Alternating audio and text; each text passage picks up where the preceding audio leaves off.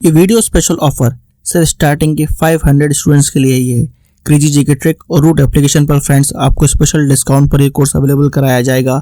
Description और comment box में जो लिंक दी गई है उस लिंक पर क्लिक करें और इस स्पेशल ऑफर का फायदा उठाएं। खोल दो पंख मेरे कहता है परिंदा, खोल दो पंख मेरे कहता है परिंदा, अभी तो और उड़ान बाकी है, जमीन ही नहीं मंजिल मेरी, अभी तो पूरा आसमान बाकी है। जी हां दोस्तों, मैं हूं अभिषेक, एक बार फिर से आपका स्वागत और अभिनंदन। देखिएगा आज का जो अपना सेशन रहेगा वो रहेगा राजस्थान की हस्तकलाएं।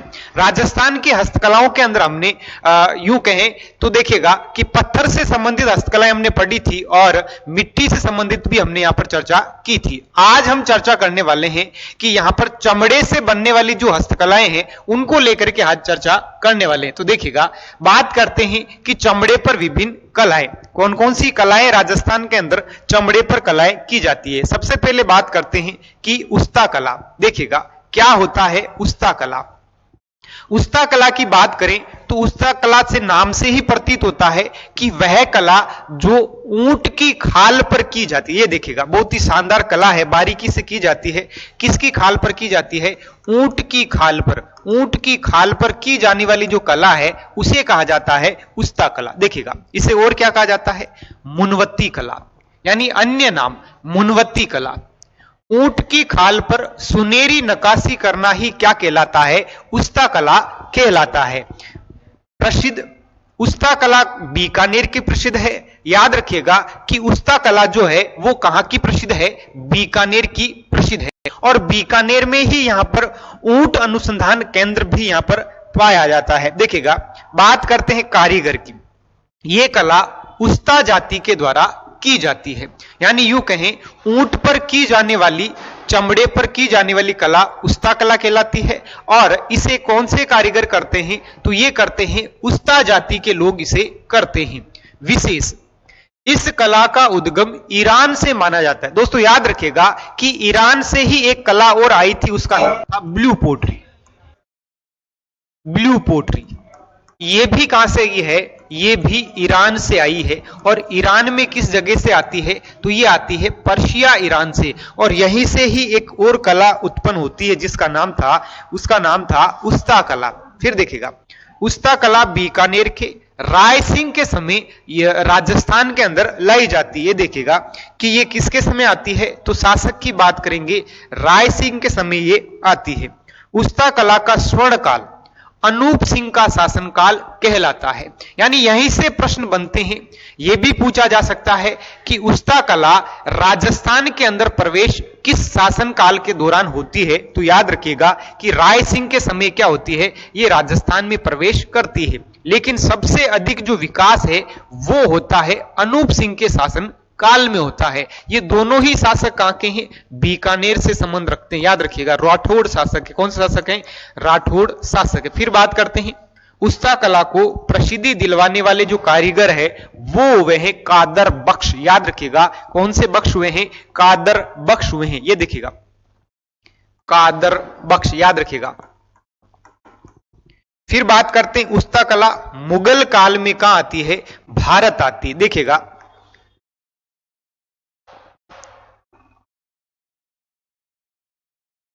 मुगल काल। मुगल काल में दोस्तों यहां पर आपको दो चीजें याद रखनी है। एक रखनी है ब्लू पोट्री और एक रखनी है उस्ता कला। दोनों का संबंध पर्शिया ईरान से है। दोनों का संबंध कहां से है? पर्शिया ईरान से है। और इन दोनों का जो संबंध है वो मुगल काल से है। कहां से है? मुगल काल से। याद रखिएगा कि दोनों का संबंध कहां से है? मुगल काल से है। और मुगल काल के दौरान अगर बात की जाए तो यहां पर जो शासक हुए हैं भारत के अंदर वो हुए थे अकबर। अर्थात यूं कहें कि अकबर के शासनकाल के दौरान ही ये दोनों ही जो कलाएं हैं वो कहां प्रवेश करती है? राजस्थान या भारत के अंदर क्या करती है? प्रवेश करती है। याद रखिएगा। अब बात यूं होती है कि अकबर के जो दरबारी थे उनमें एक आमेर से होते हैं मानसिंह प्रथम और बीकानेर से थे कल्याणमल। याद रखिएगा कल्याणमल। होता क्या है कि एक बार जब अकबर ने प्लान बनाया था घूमने का, याद रखिएगा, क्योंकि देखिएगा कि कहते ना पैसा बोलता है, तो अकबर अपने आप में यह सोचता था कि मेरे दादाजी जो बाबर है वो बड़े पैसे वाले थे, है ना। फिर बात करते हैं कि मेरे जो पिताजी है हुमायूं, उनके पास भी खूब पैसा, तो हमें क्यों युद्ध लड़ना है ना, हमें तो ऐश मौज करना चाहिए, घूमना चाहिए। याद रखिएगा घूमने के लिए जैसे ही सोचा था, और याद रखिएगा हारे का सारा अजमेर हमारा, है ना। ये घूमने के लिए दोस्तों कहां जाते हैं, अजमेर के लिए रवाना होते हैं। और उस समय सबसे पहले ये दिल्ली से जैसे ही रवाना हुए आते हैं सांगानेर। कहां आ जाते हैं, सांगानेर आ जाते हैं। और सांगानेर में इनका जो स्वागत है वो किया था भारमल ने। याद रखिएगा स्वागत कौन करते हैं, भारमल करते हैं। और ये वही भारमल है जिसने अपनी बेटी का जो निकाह है वो किसके साथ किया था, अकबर के साथ किया था। इनकी बेटी का नाम था जोधाबाई, जिसे हरकाबाई भी कहते, क्या कहते हैं, हरकाबाई। याद रखिएगा इसी भारमल के कहने पर 1570 में, याद रखिएगा कि 1570 में एक सम्मेलन बुलाया जाता जिसे कहा जाता है नागौर दरबार। क्या कहा जाता है, नागौर दरबार। यह बुलाया गया था 1570 के दौरान। देखिएगा होता क्या है कि इस नागौर दरबार के दौरान अकबर के समक्ष विभिन्न राजपूत राजाओं ने क्या की थी, अधीनता स्वीकार की थी। इस समय बीकानेर से एक राजा आते हैं जिसका नाम था कल्याणमल, और कल्याणमल के साथ दो पुत्र थे जिसमें एक था राय सिंह और एक था पृथ्वीराज। देखिएगा बीकानेर के कौन थे, कल्याणमल, जिनमें साथ में इनके पुत्र थे, एक का नाम था राय सिंह और एक का नाम था पृथ्वीराज राठौड़। याद रखिएगा पृथ्वीराज राठौड़।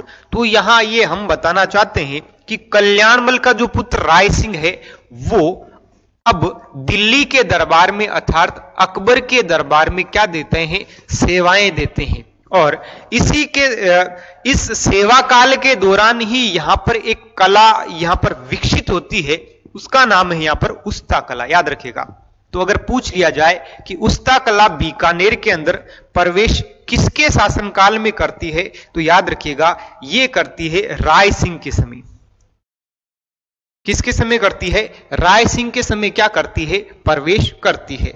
फिर देखिएगा सबसे अगर बात की जाए कि उस्ता कला का विकास जो है वो किसके शासनकाल में होता है, तो याद रखिएगा कि अनूप सिंह के शासनकाल में क्या होता है, उस्ता कला का विकास होता है। बात करते हैं अति विशेष, है ना। उस्ता कला को जीआई टैग दिया गया, वो कब दिया गया था, 1 अगस्त 2023 को हाल ही में क्या दिया गया है, इन्हें जीआई टैग दिया गया है। उस्ता कला के प्रमुख कलाकार हिसामुद्दीन उस्ता। याद रखिएगा कि हिसामुद्दीन जो उस्ता है ये क्या कहलाते हैं, प्रमुखता से उस्ता कला के बहुत बड़े कलाकार हैं। मोहम्मद हनीफ उस्ता, इलाई बख्श उस्ता, रकनुद्दीन उस्ता और कादर बख्श उस्ता। याद रखिएगा मोहम्मद हनीफ उस्ता ने अजमेर में स्थित ख्वाजा मोइनुद्दीन जो चिश्ती है उनकी दरगाह में, याद रखिएगा ये बड़ा इंपोर्टेंट होने वाला ये पॉइंट देखिएगा कि मोहम्मद हनीफ जो उस्ता हुए हैं उन्होंने अजमेर की जो ख्वाजा मोइनुद्दीन चिश्ती की दरगाह है वहां पर स्वर्ण यानी सोने की नक्काशी का कार्य किया था। तो यहां इंपोर्टेंट हो जाते हैं, कौन हो जाते हैं, मोहम्मद हनीफ उस्ता क्या हो जाते हैं, इंपोर्टेंट हो जाते हैं। याद रखिएगा इलाई बख्श उस्ता ने बीकानेर के राठौड़ शासक महाराजा, याद रखिएगा कि इलाई बख्श जो थे उन्होंने महाराजा जो गंगा सिंह का चित्र बनाया है, और ये चित्र मेरे लाडलों यूएनओ का जो मुख्यालय है वहां पर आज भी क्या है, सुरक्षित है। आज भी यहां पर क्या है, ये सुरक्षित है।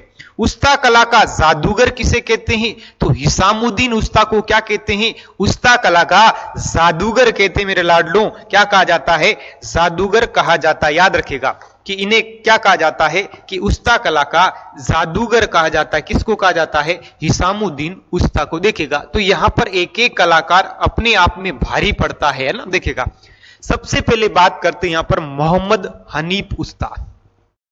देखिएगा मोहम्मद हनीफ उस्ता।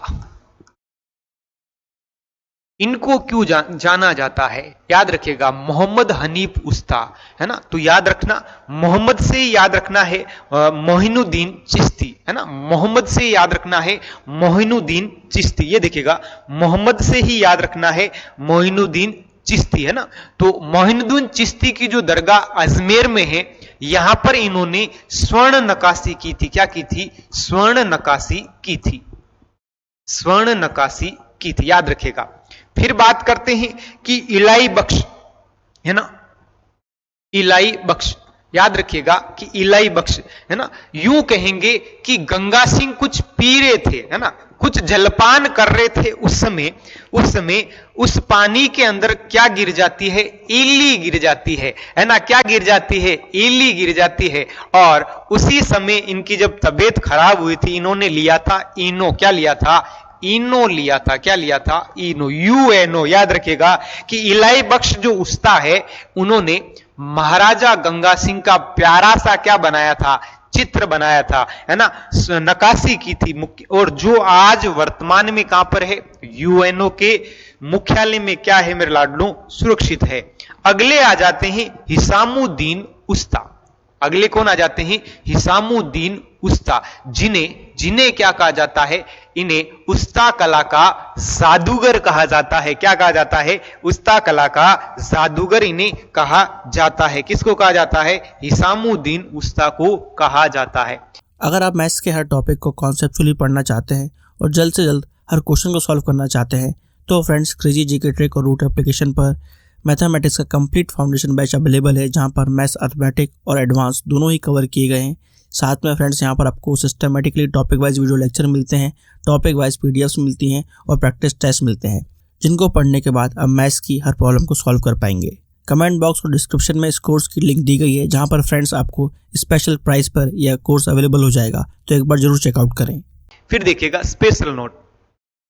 तो यहां पर देखेगा कि ये जो उस्ता कला है, बहुत बड़ा एक रोल निभाता है राजस्थान की कला और संस्कृति। देखेगा, केमल हाइड ट्रेनिंग सेंटर, याद रखिएगा, केमल हाइड ट्रेनिंग सेंटर, स्थापना 1995, मुख्यालय है इसका बीकानेर के अंदर, और इसका उद्देश्य है कि उस्ता कला को संरक्षण प्रदान करना। दोस्तों याद रखिएगा कि राजस्थान की हस्तकला को संरक्षण प्रदान करने वाला जो संस्थान है, उसका नाम है मेरे लाडलो राजसिको। क्या नाम है? राजसिको। लेकिन अगर आपको पूछ लिया जाए कि उस्ता कला को संरक्षण देने वाला जो संस्थान है, वो कौन हो जाता है? केमल हाइड ट्रेनिंग सेंटर हो जाता है ना। सहयोग की बात करें तो देखिएगा कि राज्य सरकार के द्वारा यह सेंटर यहां पर स्थापित किया गया, और इसके प्रथम निदेशक जो थे हिसामुद्दीन उस्ता को बनाया गया था। तो यहां पर क्यों ना बनाया जाएगा, क्योंकि इन्हें तो क्या कहा जाता है कि उस्ता कला का जादूगर कहा जाता है, और इन्हीं का इस उस्ता कला के ऊपर जादू चल गया था। याद रखिएगा, वापस से देखें, केमल हाइड ट्रेनिंग सेंटर, मुख्यालय है कहां पर? बीकानेर के अंदर, और स्थापना हो जाती 1995 में। और याद रखिएगा, इसका उद्देश्य क्या था कि उस्ता कला को क्या देना है? संरक्षण प्रदान करना है ना। फिर बात करते हैं कि इसके प्रथम निदेशक किसको बनाया गया था? वो बनाए गए थे हिसामुद्दीन उस्ता को बनाया गया था। फिर देखिएगा कि हिसामुद्दीन जो उस्ता है, उन्हें 1975 में पद्मश्री अवार्ड दिया गया था। याद रखिएगा कि इन्हें 1975 के अंदर जो है पद्मश्री अवार्ड दिया गया था। तो ये हो जाती आपकी उस्ता कला। तो देखिएगा, उस्ता कला अपने आप में बहुत बड़ी कला है ना। और यहां से प्रश्न बनते हैं, हर एक लाइन से यहां से क्या निकल सकता है? प्रश्न निकल सकता है। देखिएगा, वापस से देखते हैं उस्ता कला, बात करते हैं उस्ता कला की। देखिएगा,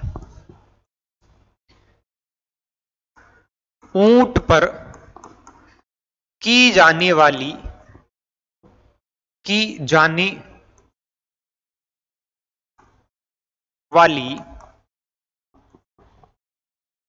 कला उस्ता कला कहलाती है। उस्ता कला कहलाती है।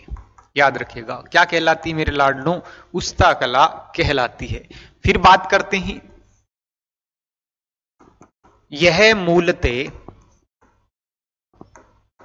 पर्शिया, ईरान से है। यानी इसका जो उद्भव है वो कहां से माना जाता है? ईरान से माना जाता है। फिर बात करते हैं कि ईरान से यह भारत किनके समय आती है? तो याद रखिएगा कि मुगल काल में, याद रखिएगा कि मुगल काल में ये कला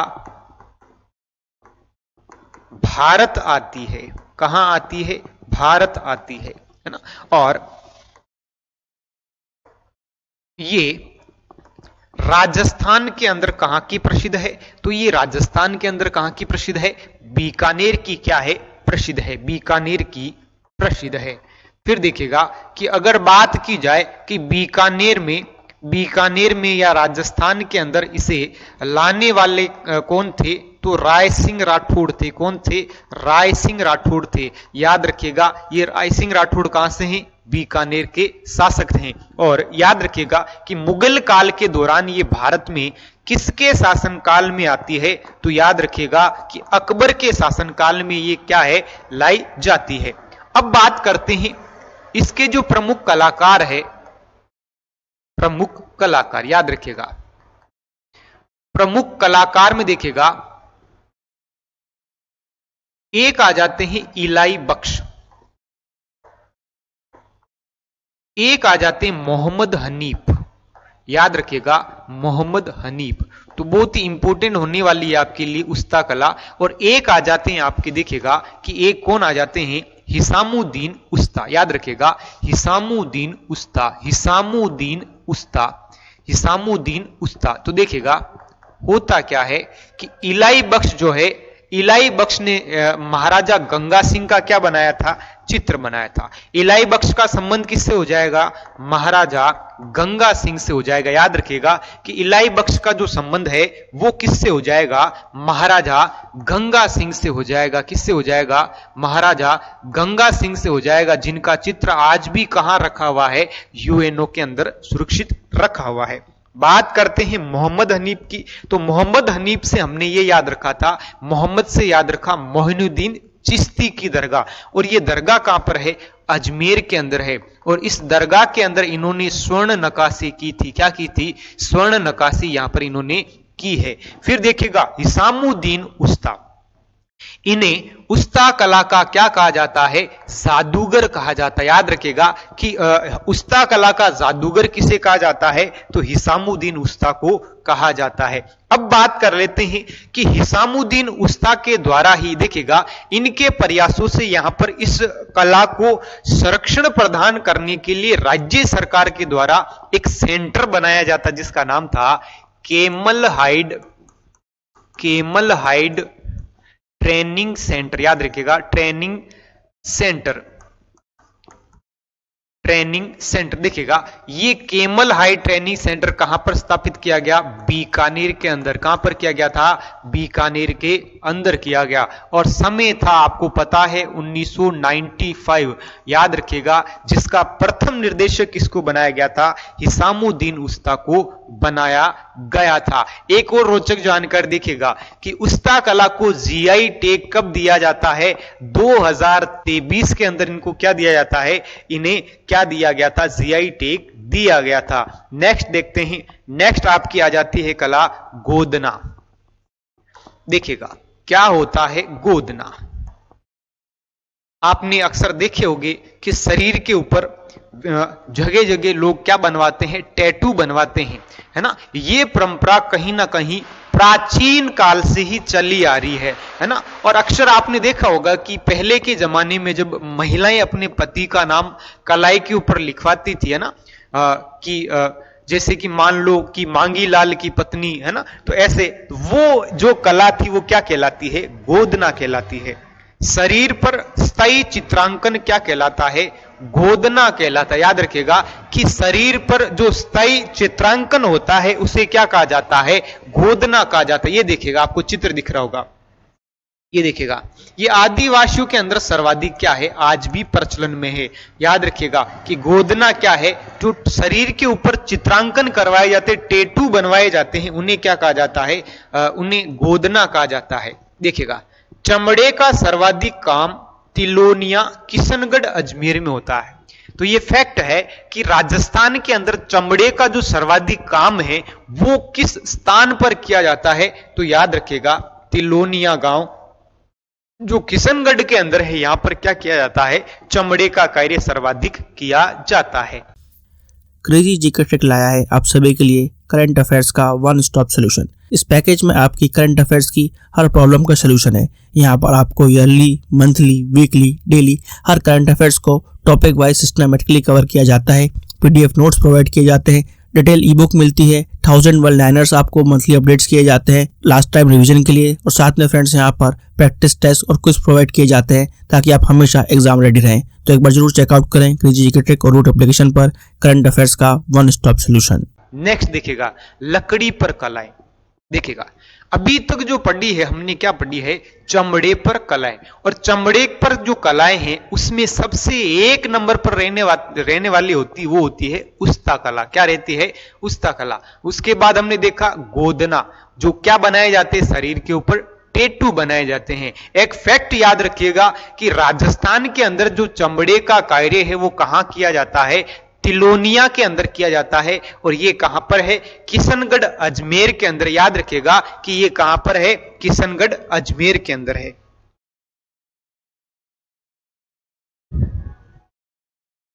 अगली जो कला आ जाती है वो आती है लकड़ी पर कला। याद रखिएगा, अगली क्या आ जाती है, लकड़ी पर कला।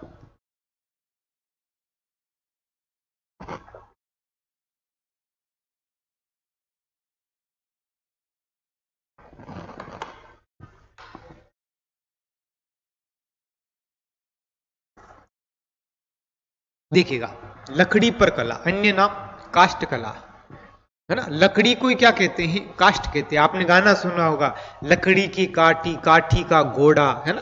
तो ये देखिएगा, क्षेत्र बस्सी चित्तौड़गढ़, जहां जहां लकड़ी आएगी वहां वहां बस्सी चित्तौड़गढ़ आने वाला है।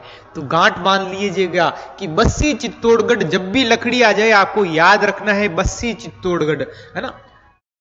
काष्ठ का कार्य करने वाली जो जाति है वो कहलाती है सुथार जाति। वो कौन सी होती है, सुथार जाति। काष्ठ कला के जन्मदाता, याद रखिएगा, प्रभातजीत सुथार। याद रखिएगा कि काष्ठ कला के जो यूं कहेंगे, काष्ठ कला के जो जन्मदाता है वो किनको माना जाता है, प्रभातजीत सुथार को माना जाता है। अब बात करेंगे प्रमुख काष्ठ कलाओं की, कि आगे हम काष्ठ कला के अंदर क्या क्या पढ़ने वाले हैं। और देखिएगा, काष्ठ कला में क्या क्या होता है, तो एक बनता है बेवाण। क्या बनता है, बेवाण। आपने तोरण देखा है, तोरण, कावड़, मणका, कठपुतलियां, है ना, ये भी किससे बनती है, तो ये भी काष्ठ कला का ही प्रकार है। बाजोट, है ना, बाजोट, खांडे, पात्रे या त्रिपणी, मुड्डे या मुड्डियां, है ना, तीर कमान, ये भी एक किसका प्रकार है, लकड़ी के या काष्ठ की कला का उदाहरण है। लकड़ी के खिलौने, ये देखिएगा, लकड़ी के क्या है, खिलौने हैं। और अन्य वस्तुएं, यानी यहां पर ये चीजें हम लकड़ी के अंदर पढ़ने वाले हैं। देखिएगा, सबसे पहले तो याद क्या रखना है, लकड़ी के परिचय के अंदर देखिएगा कि इसे काष्ठ कला भी कहा जाता है ना। बात करते हैं कि काष्ठ कला राजस्थान के अंदर सबसे अधिक कहां की प्रसिद्ध है, तो याद रखिएगा बस्सी चित्तौड़गढ़ की क्या है मेरे लाडलों, प्रसिद्ध है। और इसे कौन सी जाति के द्वारा किया जाता है, तो सुथार जाति के द्वारा इस कला को किया जाता है। फिर बात करते हैं कि इस कला के जो जन्मदाता माने जाते हैं वो किसको माना जाते हैं, तो देखिएगा, है ना, जब जगे तभी क्या हो जाता है, सवेरा हो जाते हैं। प्रभात जी सुथार, कौन से सुथार, प्रभात जी सुथार, है ना। सबसे पहले चर्चा करते हैं बेवाण की। देखिएगा, बेवाण क्या है,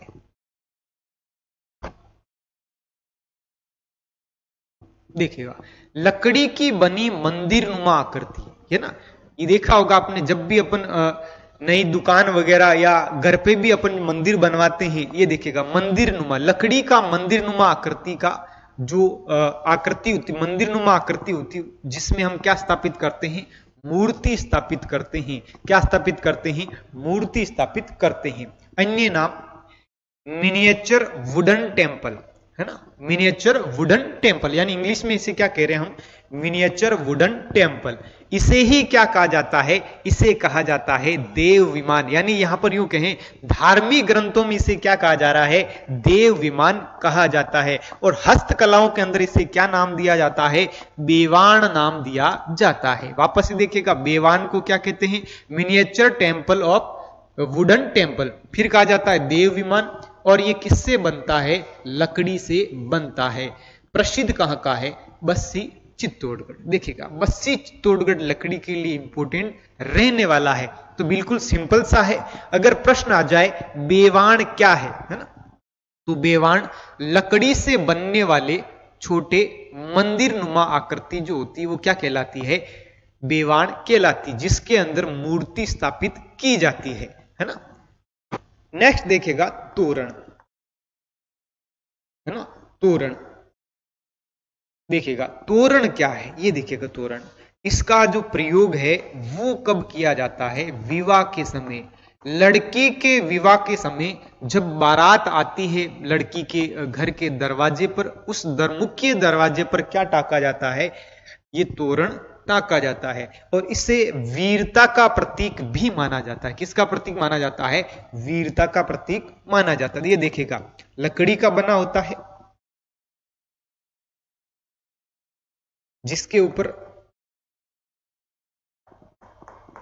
तोते की आकृति बनी होती है। लकड़ी के तोते की क्या बनती है, आकृति बनती है। ये देखिएगा तोरण एक काष्ठ का बना होता है ना, काष्ठ यानी लकड़ी का बना होता है, जिसे कन्या के विवाह के समय मुख्य दरवाजे पर क्या करते हैं, लटकाया जाता है। और तोरण वीरता और शक्ति का क्या माना जाता है, प्रतीक माना जाता है। तोरण त्रिपोलिया बाजार जयपुर का प्रसिद्ध है ना। और जब भी देखिएगा कि या राजस्थान के अंदर तोरण तो तोरण त्रिपोलिया के हैं, है ना। ये देखिएगा तोरण तो तोरण कहां के हैं, त्रिपोलिया के हैं। और त्रिपोलिया बाजार कहां पर है, जयपुर के अंदर है। याद रखिएगा त्रिपोलिया बाजार कहां पर है, जयपुर के अंदर है। तोरण वाले देवता कौन हुए हैं, ये बड़ा फैक्ट है कि तोरण वाले देवता कौन हुए हैं, मामा देव को क्या कहते हैं, तोरण वाले देवता कहा जाता है। तो ये पूछा जा सकता है कि तोरण कहां के प्रसिद्ध है। देखिएगा तोरण का कार्य प्रसिद्ध है, तो याद रखिएगा ते से तोरण और ते से त्रिपोलिया बाजार। याद रखिएगा कौन सा बाजार, त्रिपोलिया बाजार। और ये बाजार कहां पर है, जयपुर के अंदर है। कहां पर है, जयपुर के अंदर। याद रखिएगा एक पढ़ा हमने, देखिएगा तोरण हुआ, तोरण से पहले हमने पढ़ा बेवाण, जो मंदिर नुमा आकृति होती है, मंदिर नुमा आकृति, जिसके अंदर हम क्या रखते हैं, मूर्ति रखते हैं। क्या रखते हैं, मूर्ति रखते हैं। ठीक है। नेक्स्ट देखिएगा, नेक्स्ट आ जाता आपका कावड़। अक्सर आपने सावन के महीने में देखा होगा यात्राएं निकलती, कावड़ यात्रा, है ना। ये देखिएगा ये दृश्य आपने देखा होगा, है ना, श्रावण के महीने में, श्रावण के महीने में, है ना। और ये कावड़ जो है भगवान शिव को समर्पित है। किसको समर्पित है, भगवान शिव को क्या है, समर्पित है। देखिएगा इसमें होता क्या है कि एक लकड़ी नुमा लकड़ी होती है ना, जिसे विशेष आकार दिया जाता है और इस पर कलाकृति भी की जाती है ना। इसे इस लकड़ी को सजाया जाता है और दोनों तरफ लकड़ी के दोनों छोर पर देखिएगा कलश लटकाए जाते हैं। क्या लटकाए जाते हैं, कलश लटकाए जाते हैं। और इन कलश के अंदर जो है, जो पवित्र आसपास जो भी पवित्र जलाशय है वहां से जल लेकर के आते हैं और पैदल यात्रा की जाती है ना। और जल ला करके अपने ही गांव या अपने ही नजदीकी जो शिवलिंग होगा उस शिवलिंग पर ये क्या किया जाएगा, जलाभिषेक किया जाएगा। तो इस यात्रा को क्या कहा जा रहा है, कावड़ यात्रा कहा जा रहा है। क्या कहा जा रहा है, कावड़ यात्रा कहा जाता है। तो फिर कावड़ कहते किसे हैं, ये जो लकड़ी देखिएगा पीछे है ना, ये कावड़ कहलाता, क्या कहलाता है, कावड़ कहलाता है। देखिएगा ये चलता फिरता देवालय है। एक तो स्थायी जो देवालय था उसे हम कह रहे थे बेवाण। क्या कह रहे थे, बेवाण कह रहे थे, है ना। देखिएगा श्रावण मास में पवित्र जलाशयों से लकड़ी के बने कलात्मक डंडे लंबे क्या होंगे, डंडे होंगे।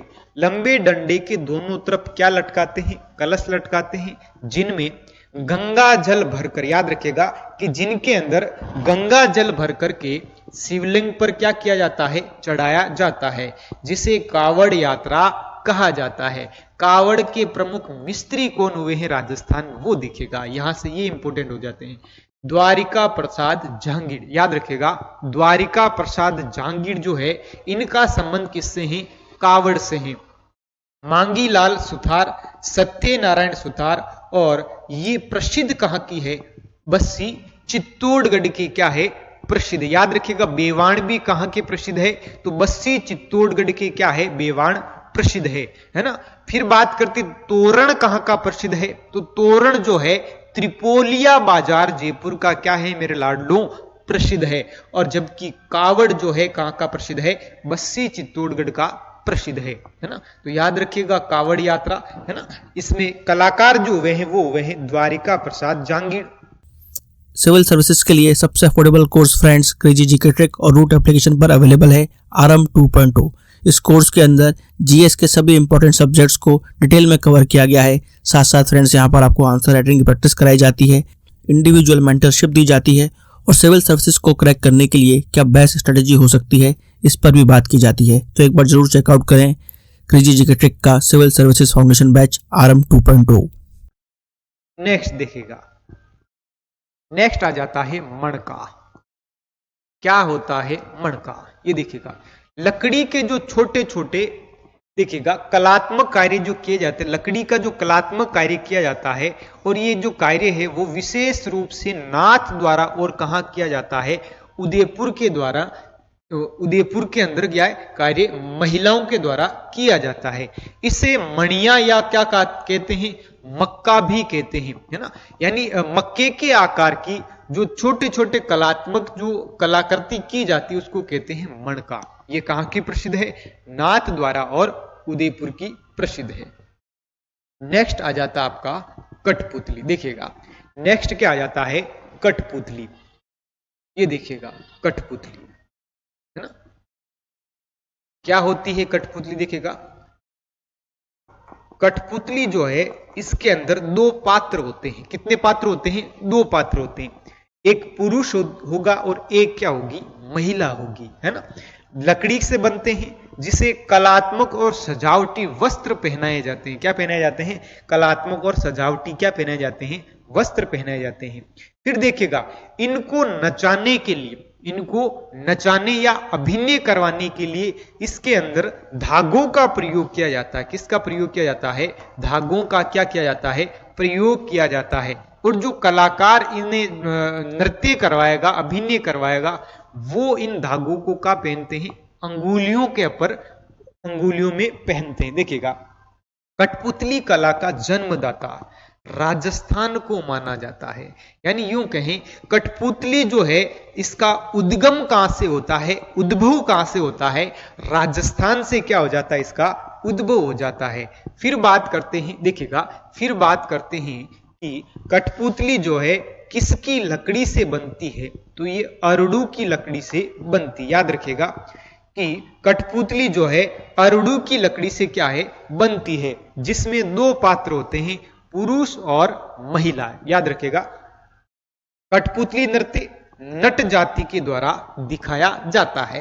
यानी कठपुतली जो नृत्य है वो कौन दिखाती है, नट जाति दिखाती है। कहां की प्रसिद्ध है, जयपुर, उदयपुर और बस्सी चित्तौड़गढ़ की क्या है, कठपुतलियां बड़ी प्रसिद्ध है। याद रखिएगा कठपुतली का जादूगर, ये बड़ा प्रश्न बनने वाला है। दादा पदम जी को क्या माना जाता है, कठपुतलियों का जादूगर माना जाता है। दोस्तों याद रखिएगा हिसामुद्दीन उस्ता को क्या कहा जाता है, उस्ता कला का जादूगर कहा जाता है। तो यहां पर कठपुतलियों का जादूगर कौन हो जाएंगे, दादा पदम जी हो जाएंगे, है ना। कौन हो जाएंगे, दादा तो दादा है ना, कठपुतलियों के क्या कहलाते हैं, जादूगर कहलाते हैं। नेक्स्ट देखिएगा कि कठपुतली प्रशिक्षण केंद्र, ये हो जाता आपका बागोर की हवेली उदयपुर में। याद रखिएगा कि कठपुतली प्रशिक्षण केंद्र कहां पर है, बागोर के अंदर है, और बागोर की हवेली कहां पर है, उदयपुर के अंदर है। नेक्स्ट आ जाता है कठपुतली नृत्य को प्रसिद्धि दिलवाई, है ना। सबसे अधिक जो इसे फेमस करने वाले जो व्यक्ति हुए हैं वो हुए हैं देवीलाल सामर। याद रखिएगा कि देवीलाल सामर ने यहां पर इसको क्या दिलवाई है, प्रसिद्धि दिलवाई है। देवीलाल सामर द्वारा 22 फरवरी 1952 में भारतीय लोक कला मंडल की क्या की गई थी, स्थापना की गई थी। देखिएगा किसकी स्थापना की गई है, भारतीय लोक कला मंडल की स्थापना की गई है, जिसका मुख्यालय कहां पर बनाया गया था, उदयपुर के अंदर बनाया गया था। तो ये हो जाते हैं देवीलाल सामर। देखिएगा जीएस का most awaited course 100 hour GS by एक्सेसर। फ्रेंड्स, एक्सेसर ने इस कोर्स को बहुत ही यूनिकली डिजाइन किया है। यहाँ पर कॉन्सेप्ट्स को विजुलाइज कराया गया है और जिन फैक्ट्स को स्टूडेंट्स को याद करने में दिक्कत होती है उनको ट्रिक्स के थ्रू याद कराया गया है। एक अलग अंदाज में यहाँ पर जीएस के सब्जेक्ट्स को कवर किया गया है। जिन भी स्टूडेंट्स का जीएस में स्कोर अच्छा नहीं आता है वो एक बार जरूर चेकआउट करें क्रेजी जीके ट्रिक और रूट एप्लीकेशन पर 100 आवर जीएस कोर्स बाय एक्सेसर। फिर देखें विशेष, कठपुतली को जीआई टैग कब मिलता है, 2009 के अंदर क्या मिला था, जीआई टैग इसे मिला था। नेक्स्ट है कठपुतली के लोगो को जीआई टैग कब मिला है, अर्थात इसका जो लोगो है उसे जीआई टैग कब मिलता है, 2017 में मिलता है। तो ये दोनों ही चीजें दोस्तों क्या होने वाली है, इंपोर्टेंट एग्जाम के अंदर होने वाली है। कठपुतली नृत्य से संबंधित वाद्य यंत्र, है ना, अब डांस होगा, है ना, तो कोई ना कोई यहां पर देखिएगा वाद्य यंत्र जरूर बजाया जाएगा, तो होता है ढोल और थाली। दोस्तों याद रखिएगा कि आज भी राज्य सरकार के द्वारा जब विभिन्न योजनाएं चलाई जाती है या यूं कहें जन चेतना वाली जो योजनाएं हैं, जन चेतना या जन जागृति से संबंधित जो कार्यक्रम चलाए जाते हैं, उनमें सबसे बड़ा जो सहयोग प्रदान करता है वो करता है कठपुतली नृत्य। कौन करता है, कठपुतली नृत्य, जो कहीं ना कहीं लोगों को अपनी ओर क्या करता है, आकर्षित करता है। तो याद रखिएगा कि बारिश के दिनों में कठपुतली का खेल नहीं दिखाया जाता है, क्योंकि याद रखिएगा कि इस समय देवता क्या हो जाते हैं, सो जाते हैं, है ना। तो कहीं ना कहीं हम ये देख सकते हैं कि पहले के समय से ही हर व्यक्ति अपने काम को छोटा नहीं समझता था। ऐसा भी कहा जाता है कि काम कभी छोटा नहीं होता है, क्योंकि देखिएगा जब हम फड़ पढ़ते हैं, क्या पढ़ते हैं, फड़, तो फड़ का जो वाचन करने वाली जो जाति है, वाचन करने वाली भी जो है बारिश के दिनों में या यूं कहें चातुर्मास के समय फड़ का वाचन नहीं करते हैं। और यहां पर याद रखेगा कि कठपुतली का जो कार्यक्रम है वो बारिश के दिनों में भी नहीं दिखाया जाता है। याद रखेगा कठपुतलियों के टूटने या खंडित होने पर इन्हें जल में विधिवत रूप से क्या किया जाता है, विसर्जित किया जाता है ना, क्या किया जाता है, विसर्जित किया जाता है। अब बात करते हैं कठपुतलियों के प्रकार की। देखिएगा ये प्रमुखता से 4 प्रकार की होती है। कठपुतलियां कितने प्रकार की होती है, 4 प्रकार की होती है। पहले आ जाती है छड़ कठपुतली, छड़ का अर्थ यहां पर लकड़ी से है। नेक्स्ट आ जाती है छाया कठपुतली, है ना, जिसके अंदर कठपुतली डांस करती है लेकिन दृश्य किसका दिखाया जा रहा है, छाया वाला दृश्य दिखाया जाता है। फिर देखिएगा दस्ताना कठपुतली, है ना, दस्ताना यानी हाथ में दस्ताने पहनकर हाथों के अंदर ही जो अंगूठे है या अंगुलियां है उन अंगुलियों का अभिनय दिखाया जाता है और छाया दिखाई जाती है ना। फिर देखिएगा धागा सूत्र कठपुतली, कौन सी कठपुतली, धागा सूत्र कठपुतली। तो यहां पर कठपुतलियों के प्रकार कितने हो गए लाडलों, 4 प्रकार हो जाते हैं। देखिएगा कि कठपुतलियों के प्रकार, पहला प्रकार देखिएगा छड़ कठपुतली, धागा कठपुतली, फिर देखिएगा दस्ताना कठपुतली, और एक हो जाता है आपका छाया कठपुतली। याद रखिएगा छड़ छाया धागा दस्ताना, छड़ छाया धागा दस्ताना, ये क्या हो जाती है, कठपुतलियों के प्रकार हो जाते हैं। नेक्स्ट देखिएगा कठपुतली नाटक का मूल सूत्रधार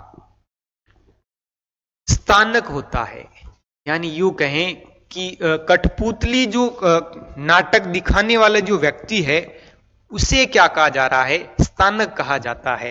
यानी जो व्यक्ति कठपुतली का कार्यक्रम दिखा रहे हैं, जो यहाँ पर पूरा वाचन कर रहे हैं कि ये कठपुतलियां आपस में क्या बात करती है ना, वो क्या कहला रहे हैं? स्थानक कहलाते हैं। कठपुतली के अंतर्गत प्रमुख खेल मंचन जो होता है, अब देखिएगा कि राजस्थान के अंदर जो कठपुतलियों के जो कार्यक्रम होते हैं, उनके अंदर आखिर क्या क्या दिखाया जाता है वो देखिएगा।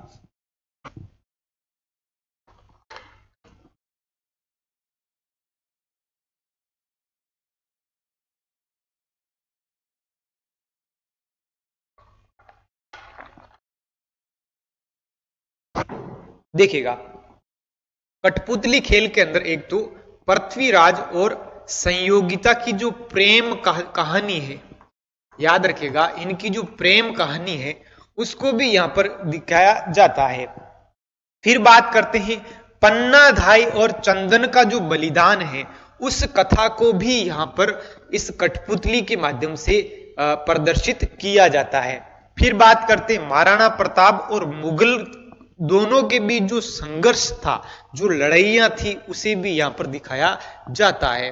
फिर बात करते हैं नागौर के जो अमर सिंह राठौड़ है, उनकी वीरता का परिचय भी यहां पर दिखाया जाता है। तो कहीं ना कहीं कठपुतली नृत्य से संबंधित जो है, एक तो हो जाता आपका पृथ्वीराज और संयोगिता की प्रेम कहानी, एक हो जाता है महाराणा प्रताप और मुगलों के बीच जो संबंध थे, उन संबंधों को भी यहां पर क्या है? दिखाया जाता है।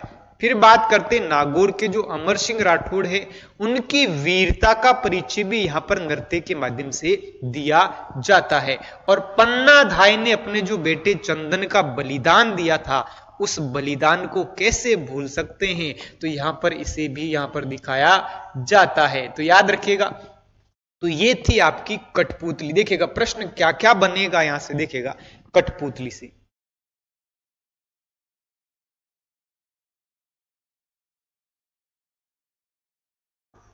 कठपुतली,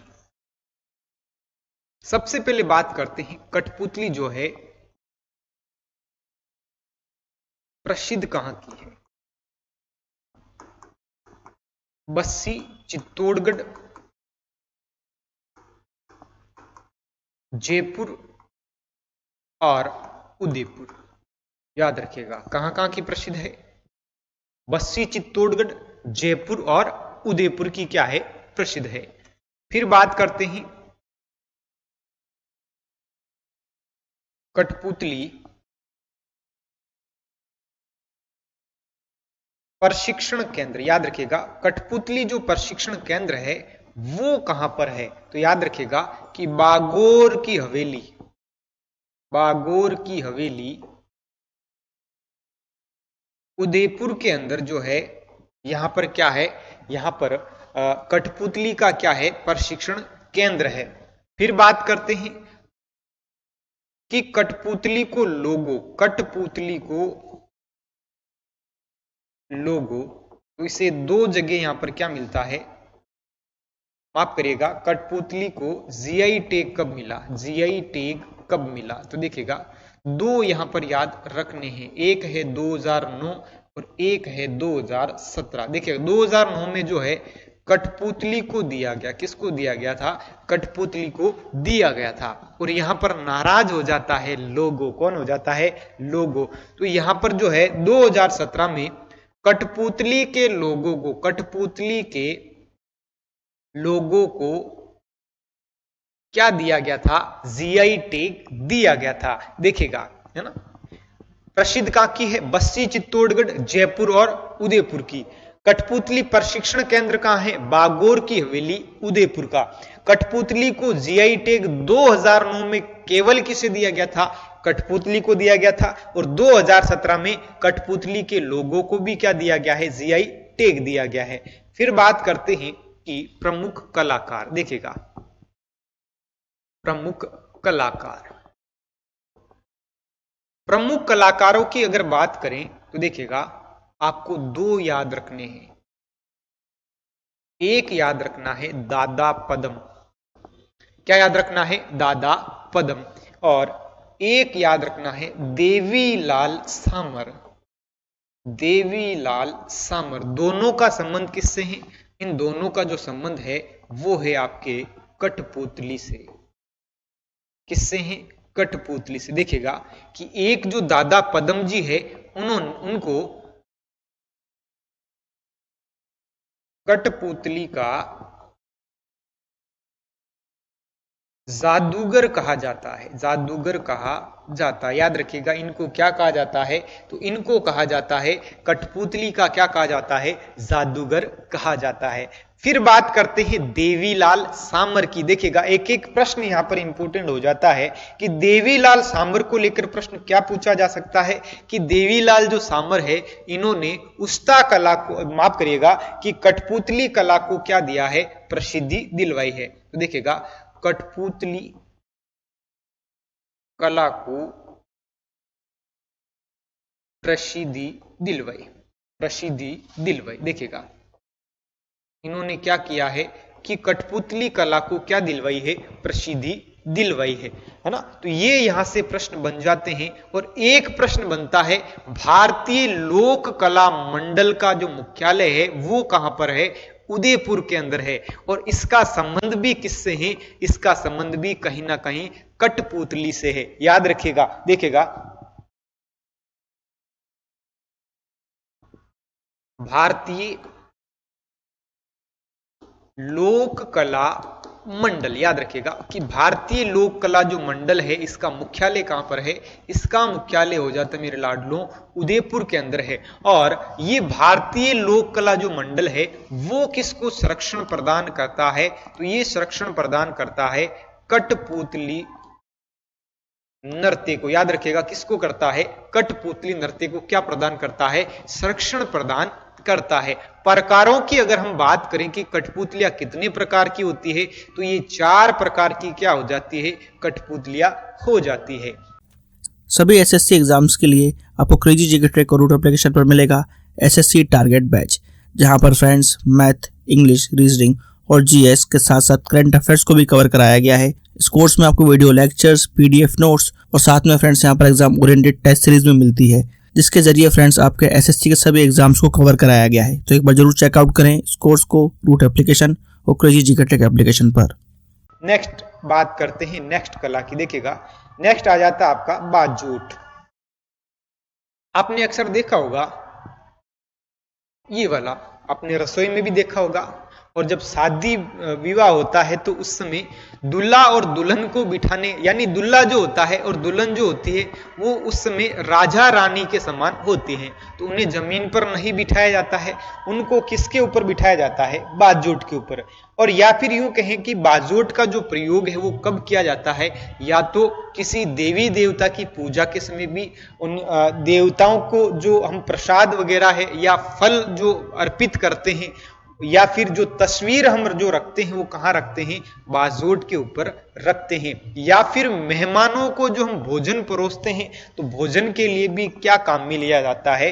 तो ये चौकी या बाजोट प्रयोग में लिया जाता है। ये बनता किससे है? ये लकड़ी से बनता है। ये देखिए प्यारा सा है ना, बहुत ही अच्छी सी कला इस पर की गई है। यहां पर देखिएगा मोर का चित्र भी आपको देखने को मिलता है। देखिएगा अन्य नाम चौकी है ना। बाजोट को क्या कहते हैं? चौकी कहते हैं। लकड़ी की पाट्यानुमा जो आकृति होती है और जिस पर कलात्मक क्या बनाए जाते हैं? चित्र और फूल बनाए जाते हैं। इसे विवाह के समय दूल्हा दुल्हन के बैठने या पूजा पाठ के दौरान क्या किया जाता है? प्रयोग में लिया जाता है।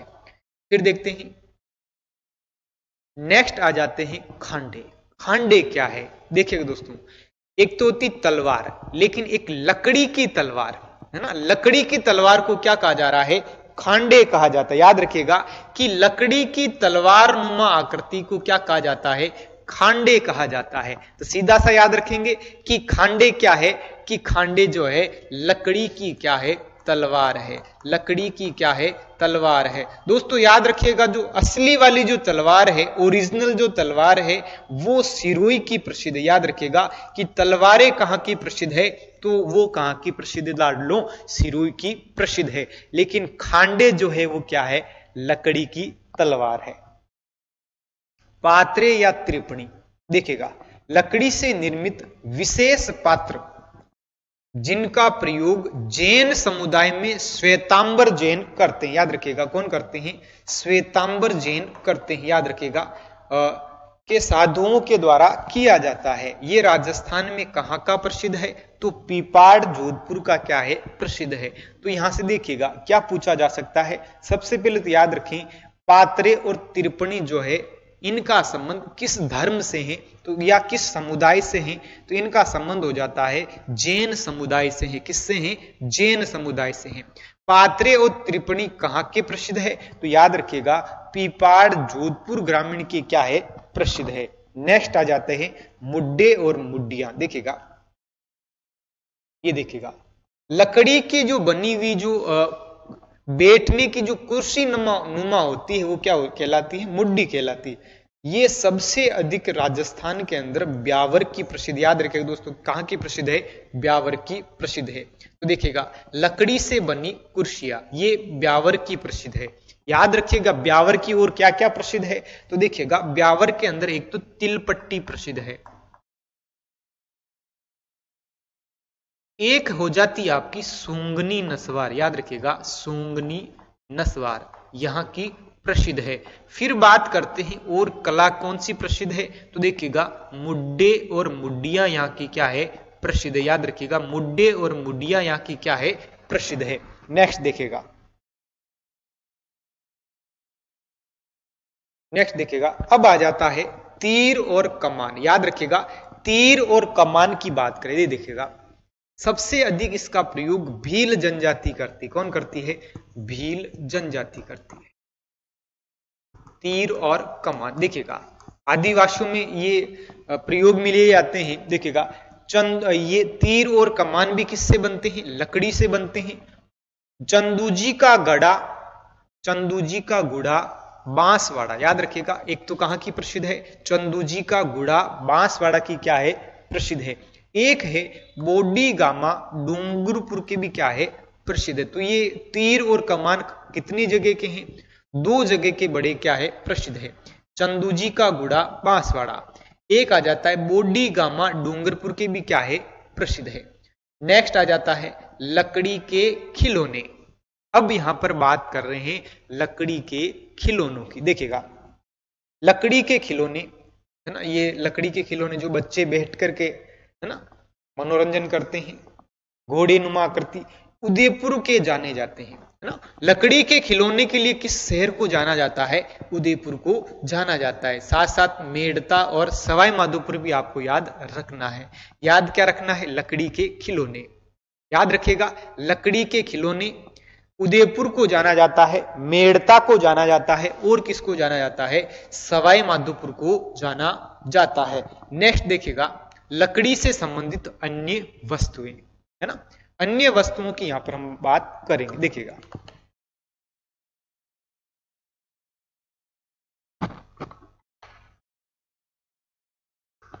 अगर अन्य वस्तुओं की बात करें तो देखिएगा सबसे पहले बात करेंगे गणगौर की है ना।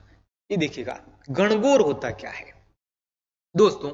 गणगौर शब्द में याद रखिएगा शिव एवं पार्वती छुपे हुए हैं। गण यहां पर कौन है? भगवान शिव है। और गौर कौन है? माता पार्वती जी है। याद रखिएगा है ना।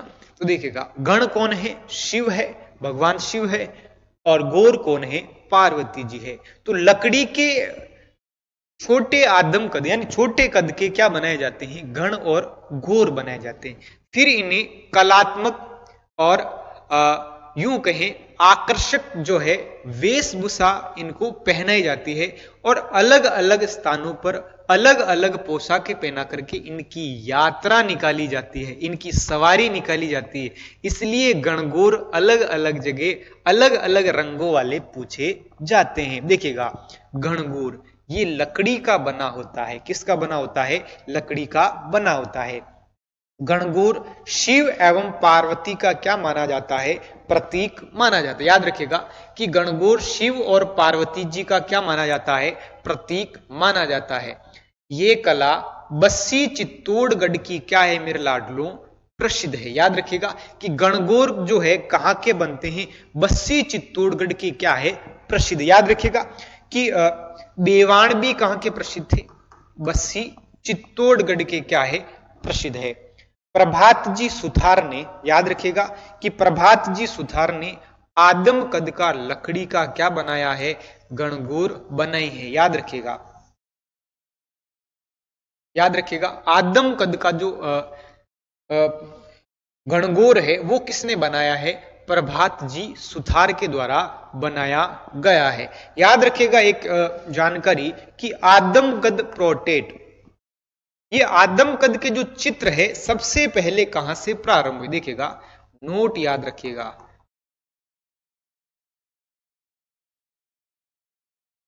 आदमकद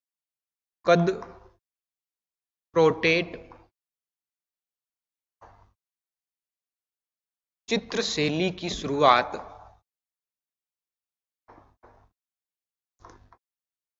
याद रखिएगा जयपुर के